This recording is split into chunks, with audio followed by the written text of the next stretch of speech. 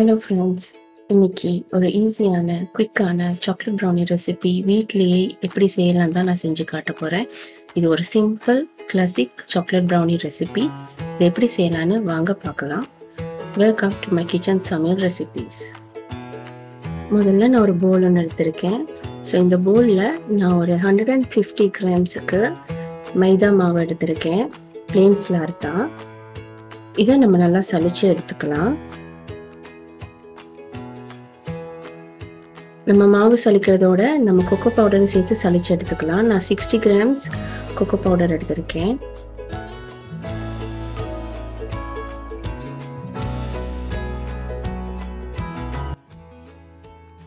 அதோட ஒரு 1 டீஸ்பூனுக்கு பேக்கிங் சோடாவும் நான் சேர்த்துருக்கேன். பேக்கிங் பவுடர் இல்லை, பேக்கிங் சோடா.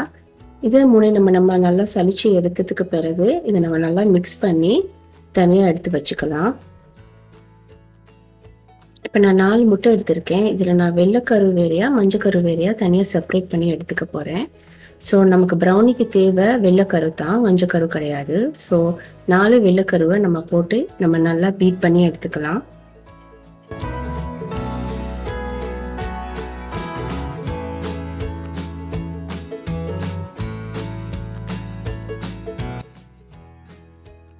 நம்ம பீட் பண்ணிட்டு இருக்க நேரமே சுகரையும் கொஞ்சம் கொஞ்சமாக ஆட் பண்ணிக்கலாம். நான் 300 கிராம் சுகர் எடுத்திருக்கேன்.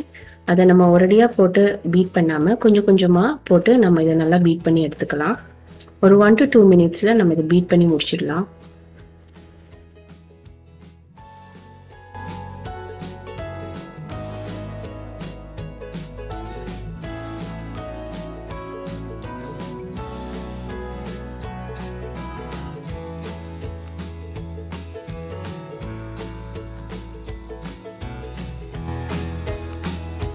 இப்போ நல்லா பீட் பண்ணியாச்சு.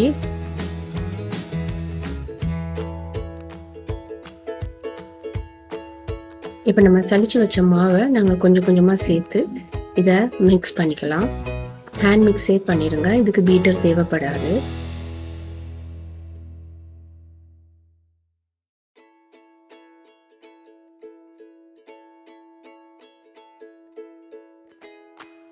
கொஞ்சம் கொஞ்சமாக சேர்த்து நம்ம இதை நல்லா மிக்ஸ் பண்ணி எடுத்துக்கலாம்.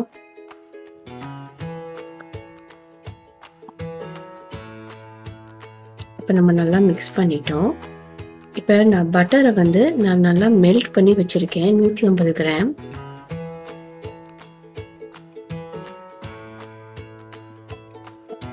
இப்போ நம்ம ஒரு 1 மினிட்டுக்கு நல்லா பீட் பண்ணி எடுத்துக்கலாம்.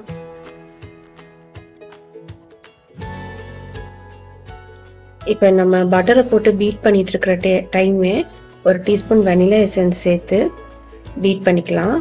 அப்புறம் நான் ஒரு 150 கிராம்ஸுக்கு மில்க் சாக்லேட் சிப்ஸ் எடுத்திருக்கேன்.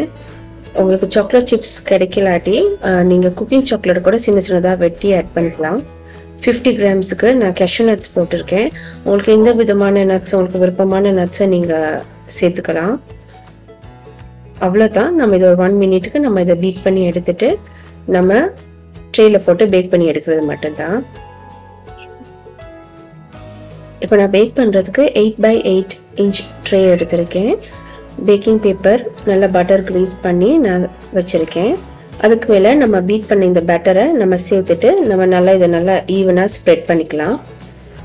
ஸோ நம்ம இந்த ப்ரௌனியை 30 to 35 மினிட்ஸுக்கு 160 டிகிரிஸ்க்கு நம்ம இதை பேக் பண்ணி எடுத்துக்கலாம். ஸோ இது நல்லா ஈவனாக இருக்கிறதுக்காக நம்ம இந்த மாதிரி லைட்டாக குலுக்கி இந்த மாதிரி டப் பண்ணி எடுத்துக்கலாம். ஸோ நம்ம இதை பேக் பண்ணிடுவோம். ஸோ ப்ரௌனி பேக் ஆகிட்டு எனக்கு சரியாக 35 மினிட்ஸ் எடுத்தது இதை பேக் பண்ண. நட்ஸ் எல்லாம் நம்ம இதுக்குள்ளே ஆட் பண்ணியிருக்கனால ரொம்ப நல்லாவே சாஃப்டாகவும் நல்ல ஒரு டேஸ்டியாகவும் இருக்குது. கட்டாயமாக இதை வீட்டில் நீங்கள் ட்ரை பண்ணி பாருங்கள். இது ரொம்ப ஈஸியான ஒரு ஹோம்மேட் சாக்லேட் ப்ரௌனி, ஒரு கிளாசிக் ப்ரௌனி ரெசிபி. பிடிச்சிருந்துச்சுன்னா லைக் பண்ணுங்கள், கமெண்ட் பண்ணுங்கள் அண்ட் மறக்காமல் சப்ஸ்கிரைப் பண்ணுங்கள்.